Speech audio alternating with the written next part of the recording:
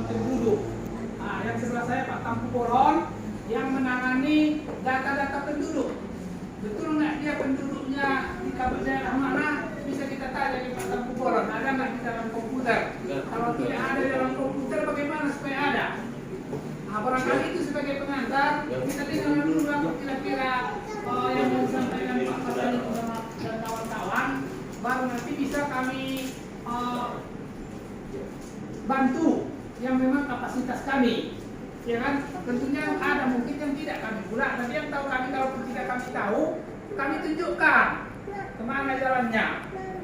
Barangkali itu dulu Pak Pasani Bandi.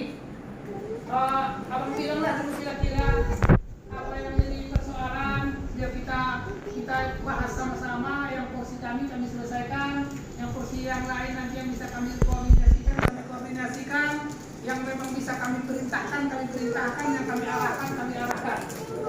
Barangkali itulah. Itulah pengantar Pak Pasari Bu. Silakan Pak Pasari. Baik, selamat pagi, salam sejahtera bagi kita semua. Perkenalkan nama saya Uba Pasari Ibu dari Yayasan Peduli Pemuluh Sejahtera. Ya, saya perkenalkan nama saya dari Yayasan. Selama ini saya tinggal di Medan, tapi karena sesuatu saya harus pindah ke Kabupaten Deli Serdang. Di sana saya membuka kantor untuk melayani rakyat marginal, khususnya para pemulung sama seperti saya. Karena saya berlatar belakang pemulung, saya buka satu lembaga sosial yayasan yang bisa mengakomodir persoalan-persoalan ini. Terima kasih buat Bapak saya, Kepala Dinas Kependudukan Pelaksana Tugas ya, Kepala Dinas Kependudukan Pak Lubis ya. Dan sehingga kan memang bapak saya ya, saya anaknya ya. Kalaupun ada KKN di sini nggak apa-apa ya saya. Jadi izinkan saya sedikit sampaikan paparan-paparan bagaimana selama ini kesulitan-kesulitan yang kami alami saya sendiri selaku ketua yayasan. Bagaimana kesulitan-kesulitan mengadvokasi, mengedukasi dan mengurus warga-warga marginal yang tidak memiliki identitas kependudukan. Saya sebenarnya sudah meminta kepada teman-teman ini supaya kalian meminta suaka politik lah ya, dikembalikan kepada negara asal. Kalaupun kalian berada dari datangnya dari negara asal. Karena apa? Karena mereka ini merasa diabaikan oleh negara ya. Mereka ini diabaikan oleh negara. Salah satu contohnya, bukti konkretnya bahwa ini ada terdekat ya, itu dibuat aja ya. Kenapa saya buat live tayang live? Betapa sulitnya mendaftar jadi warga negara Indonesia ya. Betapa sulitnya mendaftar jadi warga negara Indonesia di negara ini, padahal negara kita adalah negara ya. Bapak Joko Widodo selaku Presiden Republik Indonesia sudah menyampaikan program Nawacita ya. Nawacita, negara hadir ketika rakyat membutuhkan. Tapi fakta ini berbanding terbalik dengan keadaan sekarang. Inilah saudara-saudara saya, Bapak ini warga Kota Medan sesuai dengan ijazahnya, lahir di Kota Medan, besar di Kota Medan, menikah di Kota Medan, insya Allah barangkali ya. Jika Tuhan berkehendak barangkali, meninggalnya pun di Kota Medan. Tapi betapa sulitnya beliau mengakses dokumen kependudukan ya. Karena memang di negara kita ini, khususnya di Sumatera Utara, tidak salah kami ikuti sebutan orang bahwa sumut itu semua urusan memakai uang tunai, sehingga Bapak ini korban ya. Sampai sekarang Bapak ini tidak memiliki kakak. Kemarin saya sudah pertemukan dengan Lurah Tanjung Sari. Pak Lurah bilang Bapak ini harus dicek biometrik ya ke Dinas Kependudukan. Bapak ini saya bawa ke Dinas Kependudukan ya. Padahal sudah saya format surat pernyataan bahwasannya begini Pak Bono tidak memiliki kakak dan KJB dan sebagainya ya. Sudah saya format. Bapak ini sampai jatuh sakit di lantai 2 ya, demam tinggi, menggigil kemarin, tapi sampai sekarang tidak tuntas. Kenapa? Karena kepala seksi pendataan penduduk Pemko Medan tidak berada di tempat. Sementara kepala bidang kependudukan ada dan kepala dinas di tempat ya. Kenapa harus mesti satu orang yang bisa mengakomodir persoalannya? Kan tidak kan? Semua ASN itu ditugaskan oleh negara untuk mengurusi persoalan rakyat. Meskipun barangkali ada tupoksi yang tertentu, tapi dalam persoalan ini, Bapak ini kan sakit. Kenapa harus kita abaikan? Itu yang pertama ya. Yang kedua, kita mau sampaikan bahwa seperti ini ya. Ini warga Tanjung Sari, anak sekarang sudah kalah salah SD. Selama ini dia sudah mengurus kakak dengan KTP. Sudah kita buat format dari lurah. Terima kasih buat lurahnya merespon apa saya sampaikan. Tapi sampai sekarang ini ibu ini kalau nggak salah keempat kali ke dinas ini ya. Yang kemarin kelaparan sama anaknya karena butuh sekali identitas kependudukan. Tapi Pemkomedan dalam hal ini dinas kependudukan tidak mau tahu gitu ya. Karena apa? Mungkin mereka tidak menganggap sesuatu tugas mereka ya. Barangkali tugas Bapak Joko Widodo atau tugas kepala dinas kependudukan untuk menerbitkan administrasi kependudukan mereka ya. Yang kedua ya, persoalan ini sangat klasik sebenarnya Pak ya. Persoalan klasik, selama ini saya sudah berkuar-kuar ya. Pak wartawan, tolong nanti dikasih koordinat dengan Bapak ini orang yang seorang anaknya ya, supaya dia akomodir dari Bapak ini ya. Bapak ini barangkali mungkin ahlinya yang bisa menjembatani ya. Karena yang mencetak kakak itu di kabupaten masing-masing. Bapak ini barangkali nanti bisa mensupport kita sampai kita buat MOU ya. Kita buat MOU bahwa saya itu benar-benar membantu tugas negara, begitu Pak ya.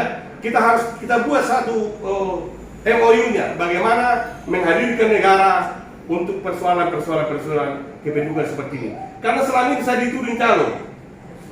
Saya dituding calo padahal di situ calo banyak. Saya buktikan Pak ya. Saya akan buktikan bahwa di dinas kependudukan Pemkomedan ASN-nya diduga calo ya. Saya paling bertanggung jawab ya. Saya paling bertanggung jawab untuk itu ya. Jadi untuk itu ini mungkin sekilas nggak sampai semua saya bilang ya Pak ya. Karena persoalan-persoalan ini tentunya nanti bisa kita bicarakan bersama bagaimana Bapak Kepala Dinas mengakomodir persoalan kami supaya anak-anak negeri ini khususnya anak-anak pemulung yang sudah rentan dengan kependudukan ya, makan saja terancam, saya mengongkos Pak. Makan saja di dinas kependudukan saya memberi dia makan. Dari mana uang saya? Saya nggak pernah digaji negara. Mungkin barangkali Bapak Ibu semua pejabat ini digaji negara. Saya nggak pernah digaji negara kecuali Tuhan ya. Itu menggaji saya. Saya tidak pernah meminta dari APBD ya, APBD dan lain sebagainya ya. Hanya saya digaji oleh Tuhan yang Maha Kuasa melalui tangan-tangan yang peduli dengan keprihatinan ini. Itu aja Pak. Sekian dan terima kasih. Ya, terima kasih Pak Pasari. Tepuk tangan dulu untuk kita semua. Ya. Jadi begini Pak Pasari Bu. Terima kasih sudah menyampaikan aspirasi seperti ini. Dan memang seperti disampaikan Pak Pasari Bu dalam nawacitanya Pak Jokowi bahwa negara harus betul-betul hadir di tengah masyarakat. Dan urusan administrasi kependudukan adalah urusan yang paling azazi, hak azazi yang paling azazi. Jadi dipastikan semua kita penduduk ini harus punya KK dan KTP. Itu hak kita sebagai warga negara. Walaupun pada pelaksanaan seperti yang dibilang Pak Pasari Bu, adalah yang bilang harus begini, begono. Jadi selama dia penduduk Sumatera Utara Pak Pasari Bu, itu akan kita fasilitasi. Ya. Kita janji Dinas Dukcapil Provinsi Sumatera Utara, kalau dia penduduk Sumatera Utara akan kita fasilitasi KTP dan KK-nya. Kalau misalnya dia ada di daerah misalnya, kita fasilitasi ke daerah. Kalau dia misalnya kalau Medan, tanggung jawab kami itu memfasilitasinya ke Medan. Jadi tidak boleh lagi terjadi yang seperti itu, yang sakit terlambat sampai pingsan misalnya, jangan sampai terjadi seperti itu. Cuma ada catatannya. Supaya tidak menghindari, karena kami bukan instansi pelaksana istilah di undang-undang. Instansi pelaksana itu istilah di undang-undang adalah di kabupaten kota. Tapi provinsi harus menjembatani dan memfasilitasi. Untuk mempermudah kami, memfasilitasi itu memang harus seperti inilah, datang orangnya. Kalau ada orangnya, kami kawani, kami istilahnya mengawani. Kami kawal sampai terbit KTP dan KK-nya. Yang misalnya kayak kejadian Bapak yang dari Tanjung Rejo. Iya. Yang di Denai. Tanjung Sari. Beda. Kayak Bapak ini biometrik. Yang menguji biometrik itu tidak satu orang. Tapi salah satu orang itu kasihnya tidak ada yang lain. Kalau perlu nanti kita bawa peralatan kami ada, walaupun kami tidak instansi pelaksana, kita bawa ke sana untuk kita biometrik. Karena ada biometriknya itu di sana, kita tes nanti biometriknya.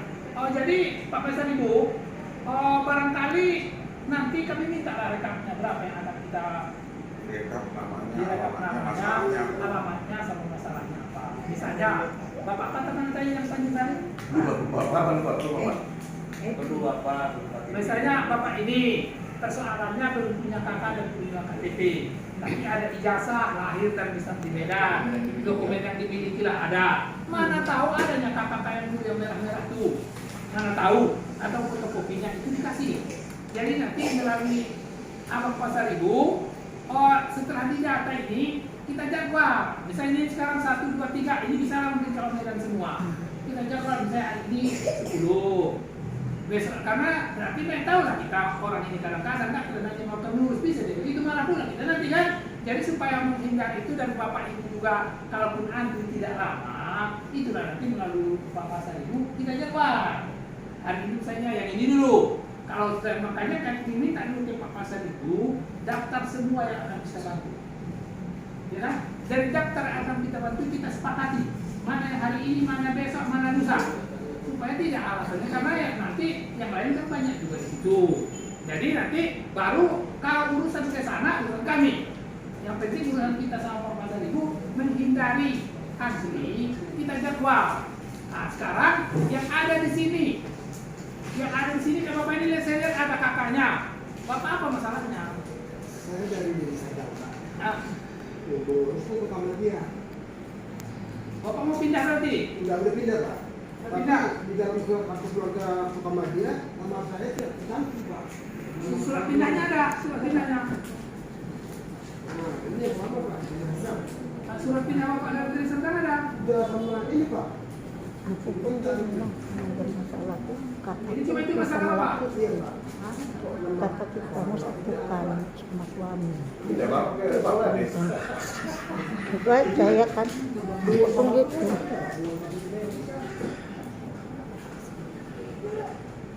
Pokoknya begini, yang kejadian ke Bapak ini, Pak Sakti, Pak Tobing. Jadi Pak Tobing, yang begini-begini sebetulnya mungkin silah. Tapi itulah Kita bilang, mau apa, cuma karena kami tidak bisa bersatu, Pak. Kayak mana kami bisa bersatu, kakak kami. Nah ini kan dari surga, yang Medan punya fotokopinya dikasih lagi ini. Ini Bapak pegang. Ini ini. Nah ini Pak, pekerjaan kami di Bapak nggak pada nunggu ini, nunggu setelah selesai. Saya ganti KTP Bapak, baru Bapak kami kasih tahu ke Pak Pasar Ibu. Saya janjikan ini paling lama seminggu. Jadi sama ada terus sama Nah iya, berapa rekam? Waktu di sana Bapak KTP terakhir KTP apa Bapak? Saya dulu waktu di Sadar masih KTP jauh. KTP lama itu ada sekarang.